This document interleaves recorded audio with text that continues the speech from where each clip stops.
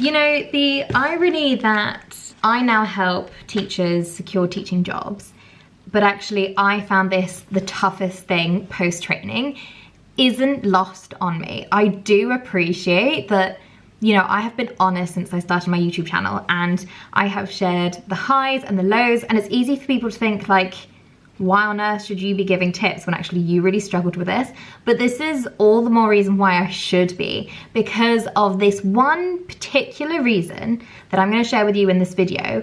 I have missed out on maybe 10, 20, even 30 jobs. I've lost count, and I want to make sure that you guys can avoid this too, and to not fall down the same trap that I did. So let's get started with the important stuff. I'm just tidying up since I've been doing some lesson planning. And yeah, let's get real for a second. But before we do that, if you don't know who I am or you've never seen my channel before, hello and welcome. My name is Miss Paris, and on this channel you can find tips, advice and information all about teaching, as well as being able to follow along with my own personal journey. So if that interests you, go and check out some of the other videos, go and check out my playlist, because I have specific videos there if you're looking for PGCE, ECT vlogs, etc, etc. And don't forget to subscribe for more. Right, now let's get back to the video. So I was the last person in my teacher training to secure a role, and it was a really up and down journey. So I started looking kind of March 2020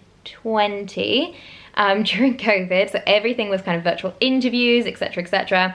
I couldn't go into schools, I never met the children, I couldn't deliver a lesson, so I was really relying on my interviews.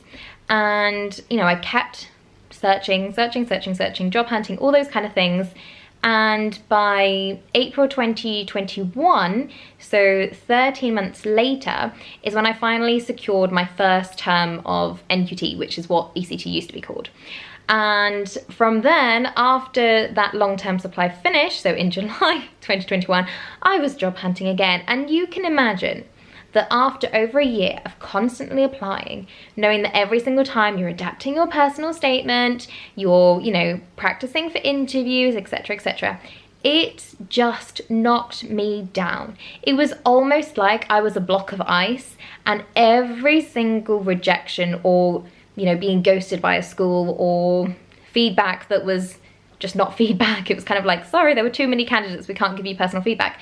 It just kind of chipped at me. And this ice block represented my confidence. Like, I was just losing so much confidence. And in hindsight, actually, it probably must have been obvious, because when I hadn't even qualified yet, so when I was applying for jobs while still in training, I was getting shortlisted for more interviews than like over a year later. I just wasn't getting shortlisted for interviews, and I didn't understand why. And this is why. This is the key, that even if your personal statements are good, even if your interview technique is good, if you don't have this, you don't have the foundation to build upon. And that thing was confidence. My confidence was constantly being knocked, and I just didn't know why. And the thing is that, let's imagine you're trying to build a reputation, an impression to a school, interviewer, observers, whoever. And let's say here is your sand, okay? And you know, if you are confident, you have solid, let's say maybe it's wet sand, it's nice, it's like perfect to build upon. So you build your personal statement upon it, it stays. You build your interview answers, it stays. You build your interview lesson, it stays. And then you secure your job. You have the confidence to present yourself confidently. You have the ability to talk about your experience with a positive manner. You are able to shift examples, even if they're asking for negative things, to end on a positive. You have belief in yourself. You don't have any doubts. However, this is what happened to me. I was basically on quicksand. So I would put a personal statement in my application and it would sink. Because guess what? I wasn't delivering my content with confidence and belief in myself. It was full of phrases like, I believe, I think, I feel, full of doubt, full of uncertainty. Almost like I was seeking the approval of the interviewers rather than being like, this is me. This is my presentation, this is my experience, this is what I have to offer to the school. And so here's my quicksand, it's sinking. I put the personal statement, guess what, it sinks. Then I wow, by a miracle, I might be shortlisted. But my interview answers are full of doubt. They're full of negativity, even subconsciously, not meaning to, and everything sinks. So here is where I'm trying to attain to for securing the interview, securing the job. I'm not getting there because my confidence is on quicksand. And what you really need to think about is if you are in supply and you are constantly applying for jobs, you really want to get a permanent job.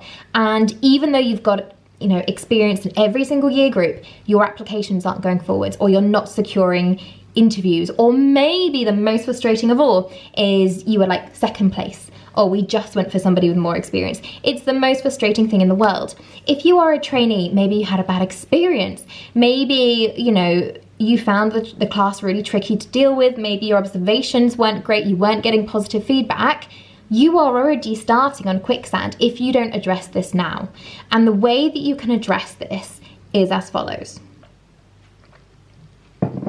Number one, start identifying your doubts and those negative feelings or opinions that are holding you back. Are you judging yourself based on that one negative lesson observation? Are you generalizing your entire self as a teacher by a one bad performance or a one bad lesson where the children didn't understand? Are you using phrases like, I don't think I'm ready for this, I don't have the experience for this? Is that you? Because what you need to do is identify those doubts, identify those beliefs that you have about you. Oh, you know, that class has loads of SEN children in my placement, you know, that was my target and I found that really tricky, so this isn't the role for me. Even if it's in a school that you love and is perfect for you, you're letting your beliefs get in the way. So you need to identify those. And then next, you need to reframe your beliefs. And reframing your beliefs can be really tricky. But what you need to do is try and word it in a different way. You need to combat them. And in my newest empowerment workbook, which I'll leave an overview of here maybe, and I'll leave the link below, we address this. We go into belief reframing. And then afterwards, when you've reframed your beliefs, you need to start making goals that will help you kind of counteract these beliefs. So it's really easy to say, no, I am good at adaptive teaching and I can adapt and build relationships with SEN children, Let's say that was your negative belief. But then actually, what's to say it's going to happen? What's to say that that's going to come into fruition? You need to make sure you have goals that will allow this to happen. You are trying to make securing a job inevitable. It's going to happen, but how can you make sure of that? So in my empowerment workbook, what I've done is I have tried to transform these negative attitudes, these negative mindsets, anything negative that is getting in the way of your job hunt. So we've got belief reframing, we've got SMART goals, we've got affirmations, we've got manifestation, we've got visualization. All of these are exercises that you are going to answer, as well as really thorough examples from me and explanations of what I mean by this, how it's going to change your life.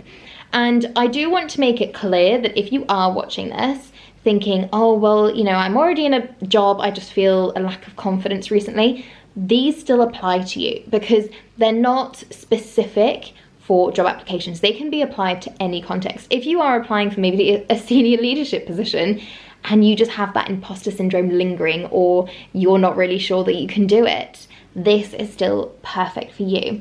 And I want to end this video by saying that don't let your confidence, your self-doubts get in the way of your dreams. If you want to become a teacher and teaching is your dream career, do not let anything stand in the way of it. Don't let negative feedback stand in the way. Don't let a negative lesson stand in the way. Don't let yourself stand in your way, because that's what I did. And without realizing it, I let this dominate my personality. I let it dominate my application. I let it dominate my interview answers. And that is what cost me dearly. So if you can relate to anything in this video and you can take anything away from this, it's that you are not to let your beliefs get in the way of your dreams. And if you do identify with this, you do resonate with this, then go and check out my empowerment workbook and see if you can relate to what I've been talking about on the page. See if you can identify yourself in any of those examples, or if you can align with you know, the whole purpose of that workbook. Just think about it for a moment. Invest in yourself, because actually, if it's, you know, you that you're battling against, it's going to be really hard to combat that unless you are held accountable, unless you have some kind of support, unless somebody kicks you up the butt and makes sure you do whatever you can to secure that job. Thank you very much for watching. Go and give this a comment or a like, subscribe for future teacher related content, and I will see you very soon. Bye bye.